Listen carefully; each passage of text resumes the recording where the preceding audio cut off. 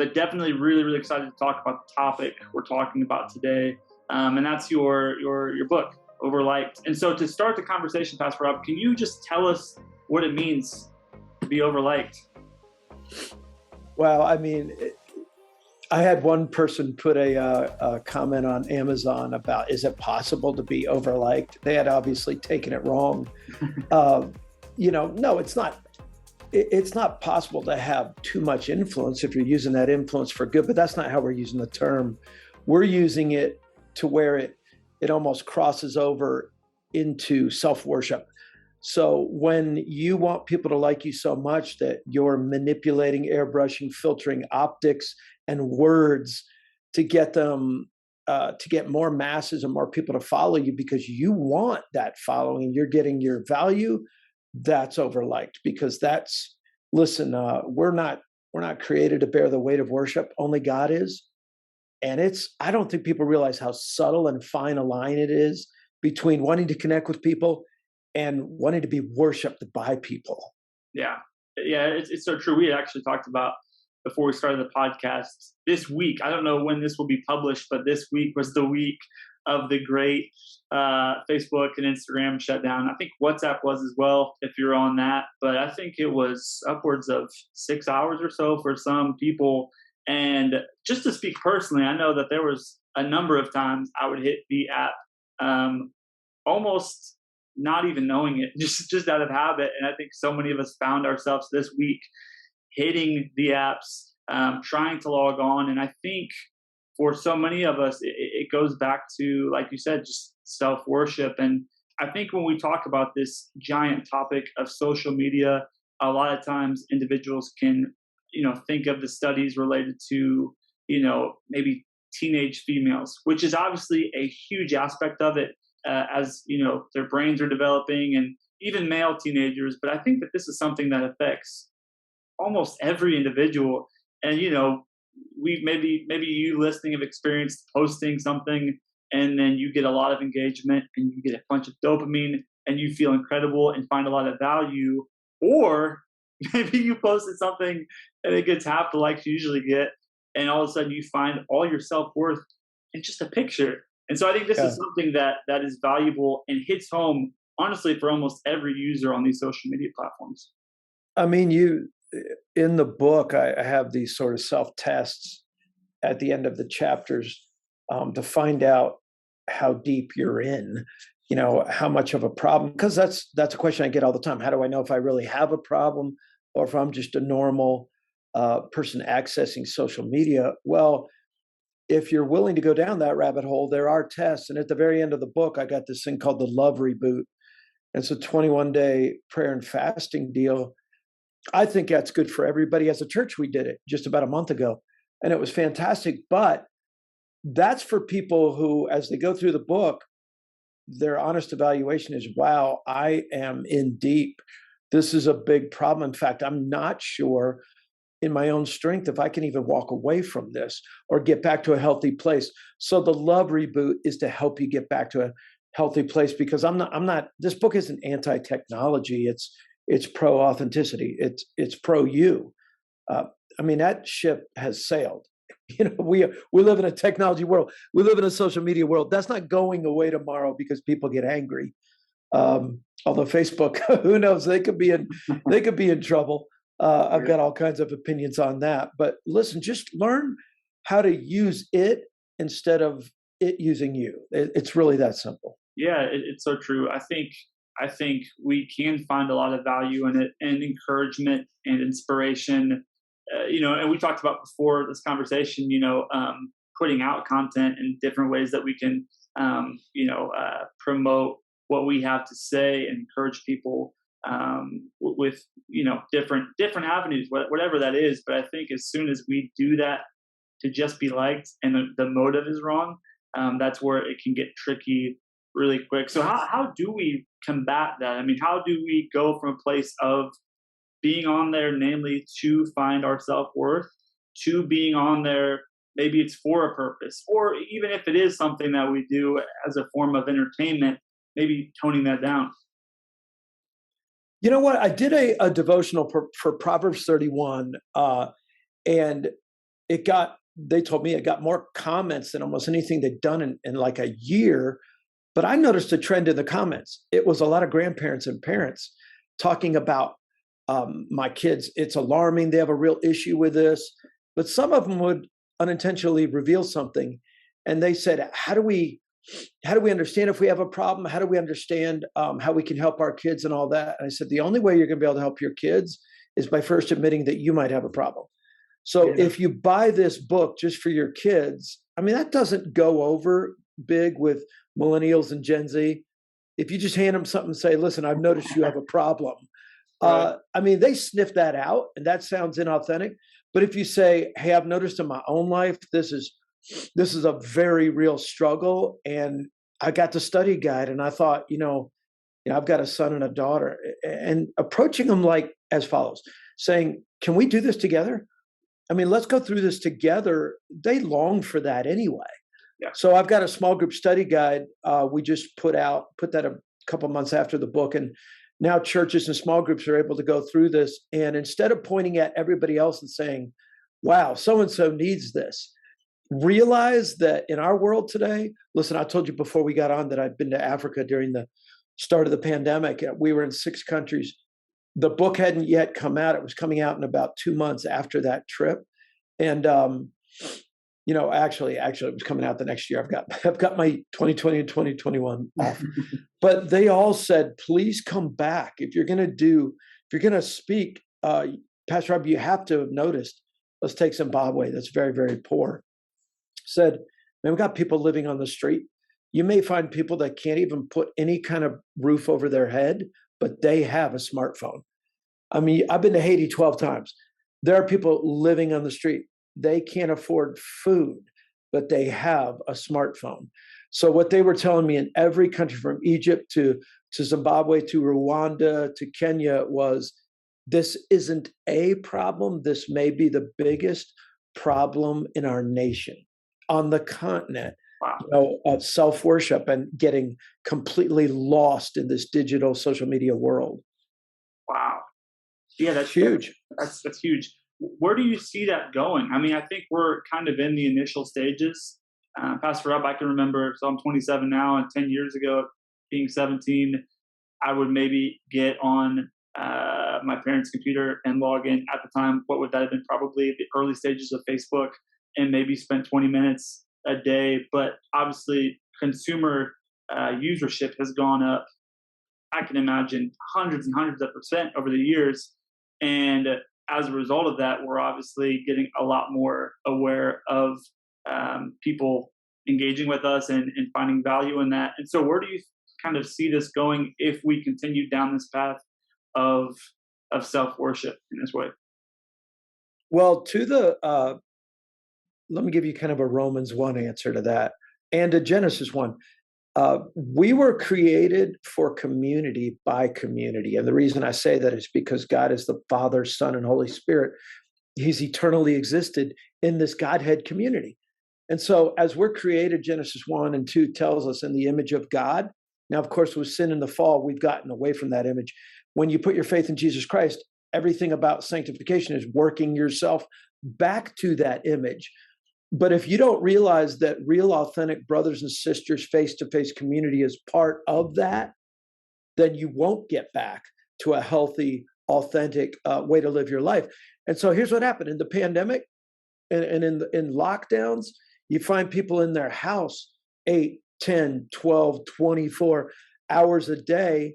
And at first, everybody hated it and some alarming things happened. But now we see another problem. Now some people love it. And some people don't know how to re-engage. They don't know how to have face-to-face conversations. And we've got people that prefer to interact online. And when you see them in person, they can't even look you in the eye. They can't even have a conversation because they've been living in this virtual world for so long. So where's it going? Well, the lockdown gave us a hint. And you know what else gives us a hint? Are nations like Japan. So I read this the other day. I could not believe it, but the average, married or couple, let's not even get into the moral statement on this, but the actual male-female couple in Japan has an average sex of twice a year. I don't remember where I read that. And the average, couple in the US, I was on it 50, 60, 80 times a year. And that's not even great. But when you look at Japan, you see that the intimacy has vanished. Yeah. Well, they're much more they're a small condensed island. So they've been in this little test tube longer than we have. Yeah. And they don't even want to, nor do they know how to get back to that. I mean, I forget where I read that, but even if that's extreme and it's not quite that bad, it's pretty bad. That's kind of a heads up to where we could be headed, just if we follow in their tracks. I think so. And I think we saw psychologically how bad that resulted with the pandemic. And we can see statistics like that, whether it's with a marriage, or domestic couple that's living together, and that's affecting us that bad. And then we think about our friendships or our relationships, maybe it's with mentors, whatever the case may be. And I think every aspect of our lives are impacted as a result of this. And like you said, I think there's so many individuals that when they look back 10 years ago, when they weren't consumed with these platforms, they can think of themselves as more engaging. And even if they're introverted, they could at least talk with people on a one-on-one setting. But if you do social media, you're on your phone and that's how you engage every day of your life. And then you get in front of people, it can feel really foreign because you don't ever do it. And so I think it's critical for us, whether it's reaching out and getting involved with a group at your church, you know what I mean? Or just, I got coffee with somebody the other day. It's like just getting together with people can take energy now because we're not used to it in the current climate we're living in. But I think it's critically important. And I think we also can find value in those things, obviously, and we can find healthy worth in getting with individuals, whether it's a mentor or just, friendships or, family, those kind of things. Well, I think two things. First of all, I alluded to those grandparents and parents. So I said, you have to admit that you're vulnerable to this too. Once you do, you can help. The other things are, don't say everybody has a problem but me. Here's some proof. Just open your eyes and look. If you go to a restaurant, you see a family, maybe a family of 5 in a booth, having dinner together. How often do you see that they're not together? They're all on their cell phones. That's an indication that even when you put people back into close proximity and they're face to face, or a group of teenagers, maybe 10 of them are in a circle, they're hanging out at the mall or something, they still have their phones in front of their face when their friends are 6 inches from them. Or 6 feet, if it's what's going on now. So I'm thinking even when, restrictions were lifted and people went back. Now, this was a problem before the pandemic. It's just 10 times worse now. So if you don't admit you have a problem, admit that it's real, open your eyes and look around, you're not going to fix it. Why would you fix something that doesn't seem broken? The other thing, too, is you can't really compete with the digital world. As far as I talked about that intimacy and sex. Well, the porn industry airbrushes and filters and creates men and women who don't really exist. And so when you've got young couples, they say that, Gen Z or whatever, again, let's put the morality question aside because the Bible has a lot to say about sex outside of marriage. Anyway, but you look at this generation coming up, they're not having as much sex, but they are watching more porn. So they're saying the digital fake world of fake optics, airbrush filtered and all that, they prefer that to the real world. And yet we're not wired that way. We're not made that way. So God says that can't replace it. So if you prefer it and yet it can't replace it, we have a problem. We got a big problem. No, I 100% agree.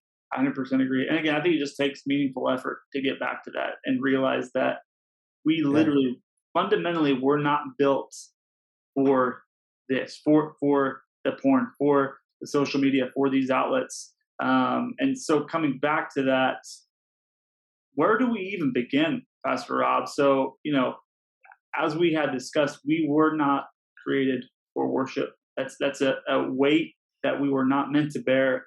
And so we're not created for self-worship. We're created for worship, for sure. Forgive me. To worship God. Yes. We weren't created for self-worship, but how do we find worth the right way?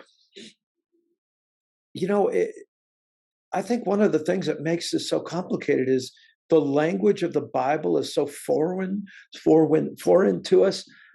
Easy for you to say. Uh, in that when we hear things like lose your life in order to gain it, and those who go after life will lose it. When we hear things like that, the world hears that and goes, that's crazy. That doesn't sound right. Or asking the rich young ruler to sell everything and come follow Jesus. Again, the world doesn't like that. And when we hear things about worship, God alone, we think, well, what's in that for me? But that whole trick and that whole lie right out of the gate, first man and woman in the Bible, Adam and Eve, that lie was tried on them and they bought it. And, Satan, he's not all that creative. He's not coming up with new stuff. He runs about 3 or 4 plays. And listen, if you were playing football and you kept running the same play, you might be criticized for it, except for one thing, if you were winning.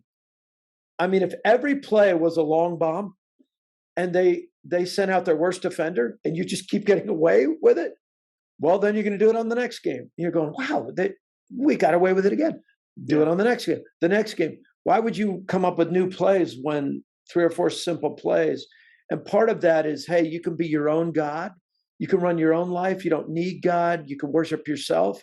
I just told you that doesn't work because we weren't created to carry the weight of worship. Only God can. But listen, if you can get people to try it and waste their life, then that's the only play you're going to run. Yeah. And that's kind of what Satan does. And I think that could be a chase that takes years and years for people to understand that it doesn't get anywhere. I think we can live our whole lives trying to fill that void.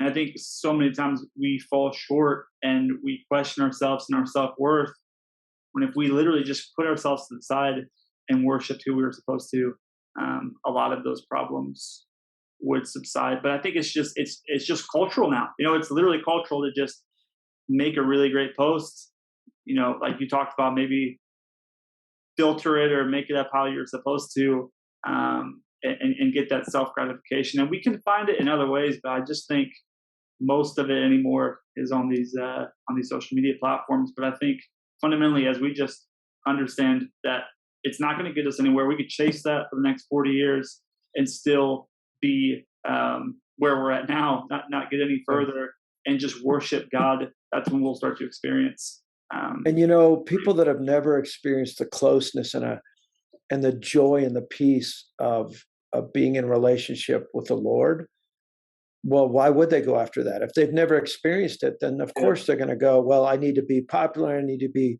wealthy, I need to have power.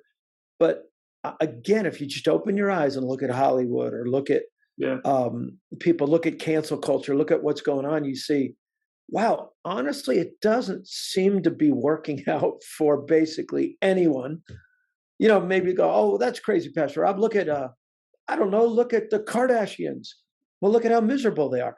Well, look at Kanye. Well, their marriage didn't work. I mean, you look, and listen, Kanye in following the Lord, I love that. But you give me a name.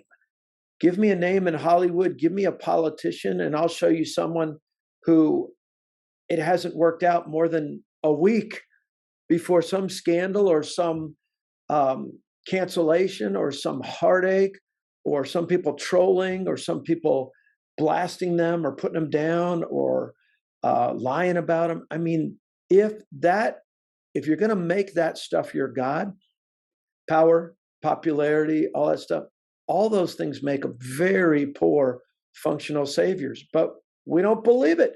And it's funny. Here's what I tell people to do. If you don't believe it, why don't you go to somebody who ran that experiment, who is way more qualified than you will ever be? And his name is Solomon. He was handsome. He was wealthy. As far as wives, sex, and all that, concubines, nearly 1,000.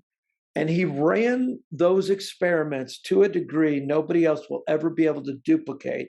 And he wrote the book of Ecclesiastes. I did a series I called it Game of Thrones.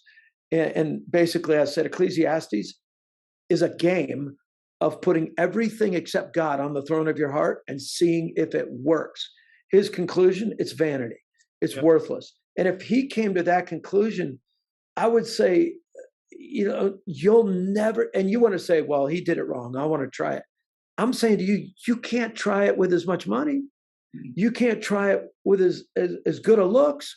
You can't try it with that many wives, or if you're a woman, husbands, whatever. You'll never be able to try it to the degree he did. So why not just agree with his biblical, godly conclusions and say there's got to be a better way? Yeah, yeah. I think it's just a big surrender, though, is what we're talking about. 'Cause it's Yeah, easy to talk about that, and it's easy to say, that I understand that, being liked won't find me happiness. But I think that as these platforms were literally made for dopamine, and we get those little hits, I yeah, think we just picture bigger hits being more happiness. You know what I mean? If we yeah. feel that way with 50, 100, 150 likes, or if we have this many subscribers, or if this many people are engaging on our YouTube, and I feel this good, then if I have 50 times more engagement, I'll feel 50 times more as good.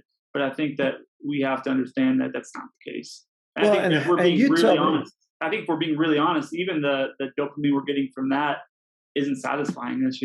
Oh, not at all. And how's that any different than trying a little bit of drinking and moving to marijuana and then to cocaine and then to heroin and then more hits of, uh, and if people don't believe that, yeah, in my book, I talk about different clinical studies that have been done. And you're exactly right.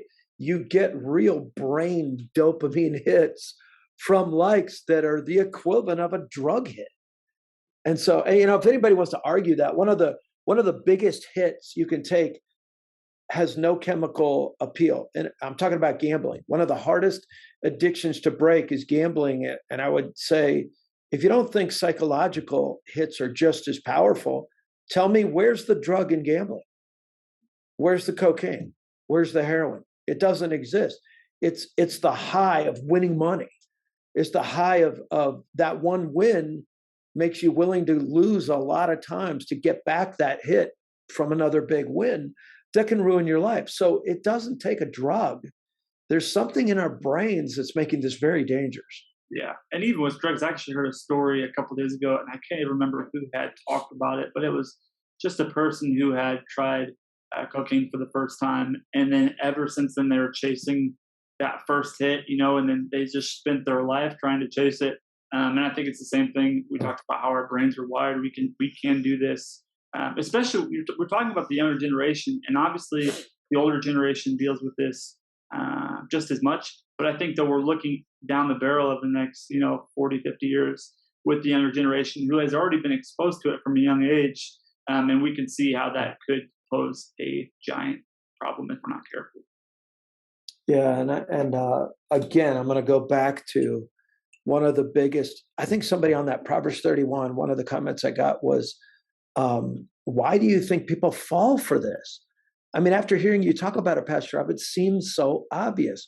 Why do they fall for it? How can we solve this problem?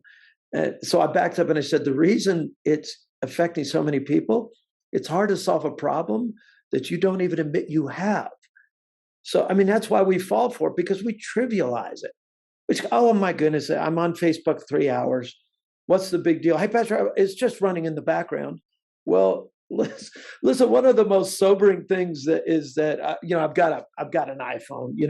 I'm not saying I'm obviously against that. It's always close by. I don't remember signing up for this, but there's a thing on my iPhone that tells me how much screen time I had this week compared to last week. Yeah. And listen, if you want to just be honest, just let that pop up.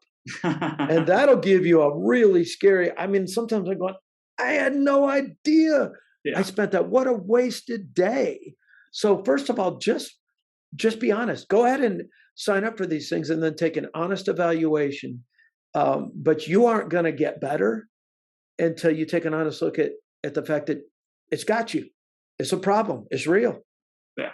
Yeah. No, and just practically, I think that, I get those updates on Sundays, I think at around 1 o'clock.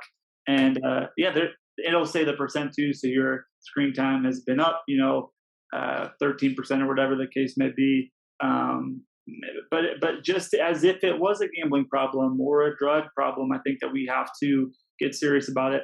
And as you said, I don't think it's going away anytime soon. And as you talked about, I'm the same way. I have an iPhone, but I think that we just have to cultivate some awareness some discipline and get back to a place where we're understanding, look, I wasn't made for self-worship. As I worship my creator, that's where I'm going to find what I need, opposed to trying to find it in my own self-worth. Because I think too, one thing we can hit on, and maybe this is the last thing we can hit on, Pastor Rob, but we were talking about, the work that we can do for the kingdom with these platforms, but maybe talk about the balance of wanting to impact the kingdom, but also not falling prey to this, because I know I like to be vulnerable on this podcast. I can look at numbers and want to do more. And I want to think that my motives are right and true, but maybe there is an aspect of it that just wants it to be bigger for my selfish ambition. And so how do we kind of ride that line of, wanting to do what God wants us to do, but also not falling prey to the madness that we're talking about? Well, I think two things. First of all, and by far the biggest thing that I talk about is, it's a little bit of a clickbait thing, but I say it like this: stop putting Jesus first in your life, and that always gets people to go, "Wait, you're a pastor. Why would you say that?" And I say, because it's not enough. I mean, we live in a priority list society. So if we put Jesus first, here's the most we're going to do. We're going to say, okay, I'll get up in the morning and first thing I'll read the Bible for 5 minutes and pray for 2, because he's number one. But then you go off to work or school or whatever, and he's not in that at all. So instead of putting him first, I say put him central. Instead of the SUN sun is the center of our solar system. Well, the SON sun needs to be the center of your work, your students, your neighborhood, everything you do. That way, if he's at the center when you go to work, the decisions you make, the interactions, he's right in the middle of that. Yeah. When you're having fun, hobbies, he's right in the middle of that. So the first thing I say is work hardest on that relationship. Where everything starts with love the Lord your God with all your heart, mind, soul, and strength. Then the second commandment is like it, but I'll tell you what that second commandment isn't. It isn't first. It's second. So when your relationship with the Lord is on point, then you can love your neighbor as yourself. You can't love your neighbor as yourself without God in the middle, because you'll end up loving yourself more than your neighbor every time. You just will. So I say get that central. And then as you go through this book, we've got a lot more people, like I said with you earlier, we've got a lot more people, I think, tuning in now because they want to know what's a Christian perspective on this obvious problem. With the Facebook supposed whistleblower, you can argue about whether that's, in front of Congress right now. They're seeing quickly that the solutions this lady has aren't going to work. Those solutions aren't going to work. So now people are turning to the church, and I'm trying my best to get the word out, because I didn't even know this at the time that I wrote it, but I think it was written for such a time as this. And it's a biblical solution for it. The answers are in God's word. They really, really are. They are not in little formulas. It's not in Democrat versus Republican. I mean, you're really, really wasting your time. Yeah. If Jesus isn't at the very core center. So work on that relationship, get that one right. And as they say, it's sort of trickle down behavior. Everything else will fall in line. It really will. Yeah. Critically important. Yeah. Keep him the center of everything. I know this is going to help a lot of people. Thank you so much, Pastor Rob, for coming on. Yeah, my pleasure.